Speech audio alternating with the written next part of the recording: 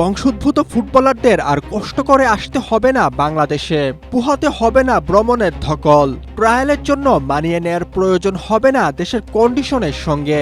নতুন অরিজিন ফুটবলারদের খুঁজে বের করতে ইউরোপের মাটিতে ট্রায়াল আয়োজনের পরিকল্পনা বাফুফের।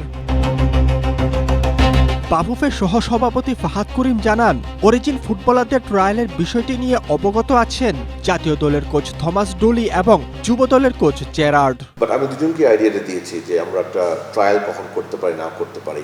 সো আমরা ডিসকাশন ফেজে আছি যে ট্রায়ালটাকে আমরা বাংলাদেশে করবো নাকি ট্রায়ালটা ইউরোপে করবো, বিকজ ইউরোপে যদি আমি ইউকেতে যদি করি, ইউরোপের সব দেশ থেকে তখন আসতে পারবে। এটা আমাদের একটা নিয়মিত সাইকেলে ফেলবো, যে ইন্টারন্যাশনাল স্কাউটিং যাকে বলি ইনশাআল্লাহ। হামজা জামালদের দায়িত্বে থমাস ডুলি, তবে নেই তার সহকারী কোচ মার্কো বনফিগ্লিও দায়িত্ব নিলেও পরবর্তীতে যোগ দেন গায়ানা জাতীয় দলে। বাংলার ফুটবল সমর্থকদের জন্য সুখবর, দেশের কোনো কোচ নয়, বরং থমাস ডুলির সহকারী কোচ হিসেবে আসছেন বিদেশি কেউ।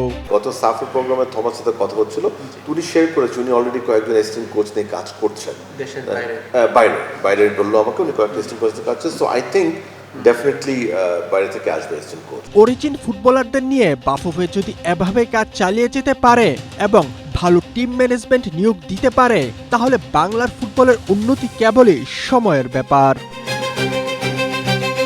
রাকিবুল হক, এশিয়া পোস্ট।